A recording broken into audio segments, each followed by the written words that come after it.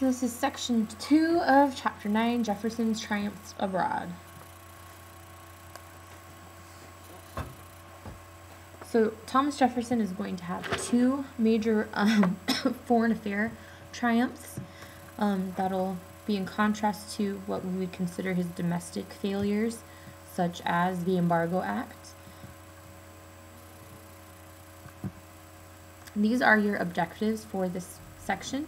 You should be able to describe the course of the Tripolitan War against the Barbary States, summarize the circumstances surrounding the Louisiana Purchase, identify Lewis and Clark and Zebulon Pike, and describe their respective explorations, and describe the career of Aaron Burr. We actually won't really discuss the career of Aaron Burr in this section. We'll move him into section 3. Okay, so to the shores of Tripoli. Some of you have probably heard the Marine Corps hymn and that line, to the shores of Tripoli, and this is what it's referring to. So Jefferson, as a Republican, wanted to reduce the size of the military in general, not just the Navy, because if we had a large military, that would probably mean that we had a very large centralized government that was very powerful and capable of funding that large military, which was something that Jefferson was against. So he was planning to reduce the size of the Navy, but he was experiencing problems with pirates off of the Barbary coast of Africa. So these pirates pretty much were causing problems in the Mediterranean, but sometimes they would come out to the Atlantic Ocean, and they would kind of prey upon American shipping. And a lot of the time, they would take people They would kidnap people, and they would need to pay ransoms to get them back. And before Jefferson was president, Adams and Washington both would pay these ransoms rather than going to war with these pirates. But Jefferson's different, and he decides he's going to send some troops out there. And so he sends the Marines to Tripoli, and they're successful in defeating the pirates and the governments of the Barbary coast. And Lieutenant Presley O'Bannon becomes the first American to plant the U.S. flag on foreign soil.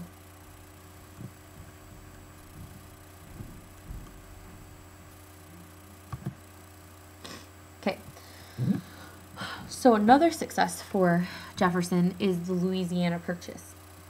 Louisiana had kind of changed hands, this territory, and you can see it there on the map, changed hands between Spain and France several times. And now it was being returned to French hands. And it happened secretly, but we found out about it. And Jefferson was worried that, France was much more powerful than Spain. They had had their problems with Spain. But if France was going to have the territory, they might have to go to war for it. And Jefferson was trying to avoid that. So what he does is he sends James Madison, and Robert Livingston over to France to talk to Napoleon and to offer him money just to have the port of New Orleans. So he wants to offer Napoleon $10 million just so we can use that port of New Orleans, which is really important because it's there at the mouth of the Mississippi River. So that's, how a lot of the states can import and export all of their goods. So we really need to still retain the use of that port. So that's Jefferson's initial offer. Napoleon's counteroffer is that he will sell all of the Louisiana territory, so look again, all of that land, for $15 million. So they can have New Orleans and all of this land. Okay, it sounds like a pretty good deal, right? But Jefferson is going to hesitate, because remember, what type of constructionist is Jefferson? He's a strict constructionist, so it doesn't really say, in the Constitution that the president is allowed to make this type of a purchase without permission of Congress. So Jefferson kind of wants to push through an amendment that would allow him to make the purchase, but his advisors and the ambassadors there in France, Livingston and Madison, tell him that we can't wait that long. We need to hurry up and just do this while Napoleon wants to. And there's several reasons why Napoleon is willing to sell all of Louisiana territory for such a cheap price. The first is that Napoleon is getting ready to go to war with Great Britain. Remember that France and Great Britain are just, they've been traditionally enemies for many, many, many, many, many years.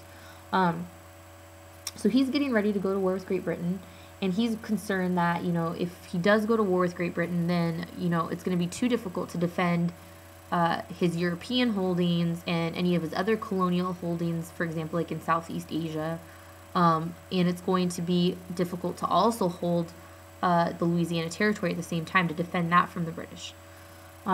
He's also, it doesn't mention it in your textbook, but he's also a little concerned because there's been some slave uprisings in Haiti, which was a French colony, and so he's becoming less concerned about holding on to the Louisiana Territory. He's also land rich, but he's cash poor, so he really needs money to fund the war. He doesn't need to have all this land, so he's okay with getting rid of it. So he really wants that 15 million more than he wants all of this land. So Jefferson, despite the fact that he's a strict constructionist, goes ahead and does make the purchase. Okay, so now we have all of this territory and we have no idea what's in it. So we've decided that we need to determine how large this territory that we bought is and what types of resources are available to us in this new territory. So Congress authorizes Meriwether Lewis and William Clark to go on this expedition.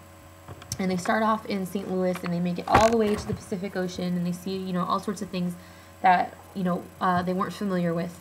And they kept really good journals of all of this stuff and drew pictures. And so, they're going to see different kinds of bears. They're going to encounter cougars and prairie dogs and the Rocky Mountains, which are very, very different from the Appalachians. And so it's all going to be kind of like fascinating to them, and they're going to go through what will become Yellowstone. And so it's really a huge adventure. And we all kind of know, if you've seen Night at the Museum, the whole story of Sacagawea, who's this Indian woman who kind of helps them on their journey. And really it's her husband. She's traveling with her husband, who's a French fur trader.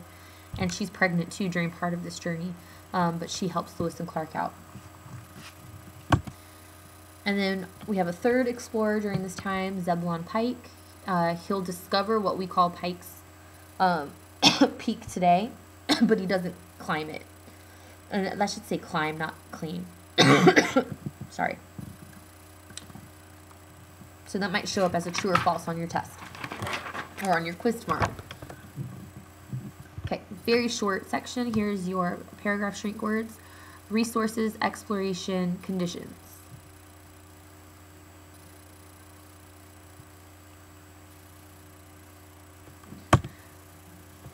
Here's your SRQ. What were Jefferson's two great triumphs in foreign affairs? That would be the war against the Barbary pirates, or you could say Tripoli, and the Louisiana Purchase. Number 2, why did Napoleon sell the Louisiana Territory to the United States?